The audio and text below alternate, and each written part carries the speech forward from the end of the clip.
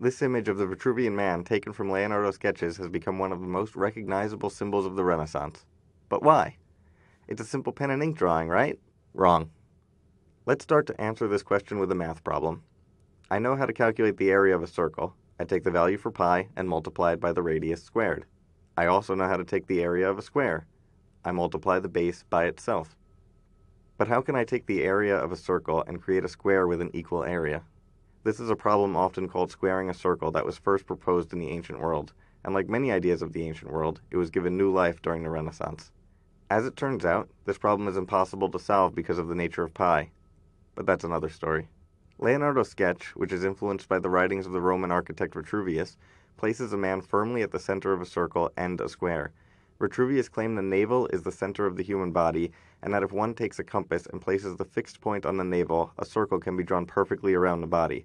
Additionally, Vitruvius recognized that arm span and height have a nearly perfect correspondence in the human body, thus placing the body perfectly inside a square as well.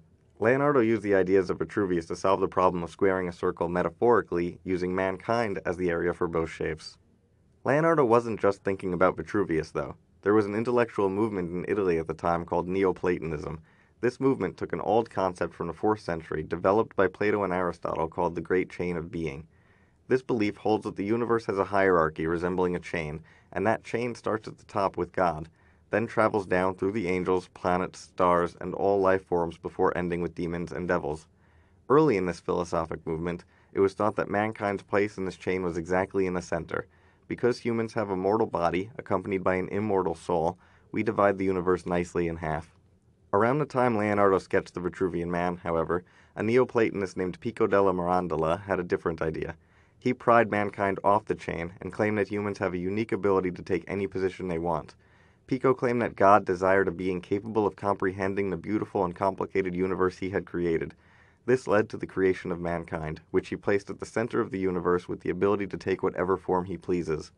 Mankind, according to Pico, could crawl down the chain and behave like an animal, or crawl up the chain and behave like a god. It's our choice. Looking back at the sketch, we can see that by changing the position of the man, he can fill the irreconcilable areas of a circle and a square. If geometry is the language the universe is written in, then this sketch seems to say we can exist within all its elements. Mankind can fill whatever shape he pleases geometrically and philosophically as well. In this one sketch, Leonardo was able to combine the mathematics, religion, philosophy, architecture, and artistic skill of his age.